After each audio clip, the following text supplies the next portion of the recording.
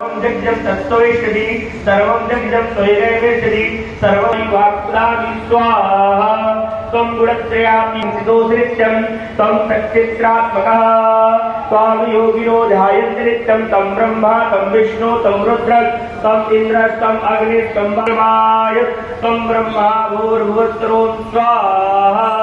गणादिपूर्वोच्चार वर्णादितदन्तरम् अनुसरापसरा आश्रयन्तुटितं कालेणरिद्धम् एतन्मनुस्वरूपं गकारा पूर्वरूपं मकारो मध्यमरूपम् अनुसराचान्तरूपं बिन्दुरुत्तररूपं नादसन्धानं संहिता सन्धिशेषा गणेशविद्या गणकृषि निश्चय गायत्री छन्दा गणपति देवता ॐ गं गणपतये नमः स्वाहा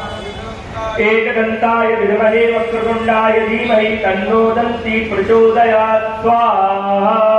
एकदन्तं चतुर्हस्तं पाशमङ्कुशधारिणं रथं चावृतं हस्ते बिभ्राणं मूषध्वजं रक्तलम्बोदरं सर्वकरकं रक्तभास्कं रक्तगन्धानुलिप्ताङ्गं रक्तपुष्पे सुपूजितं भक्तानुकम्पितं कम्पितं देवं जगत्तुकारं नित्यम् आर्भूत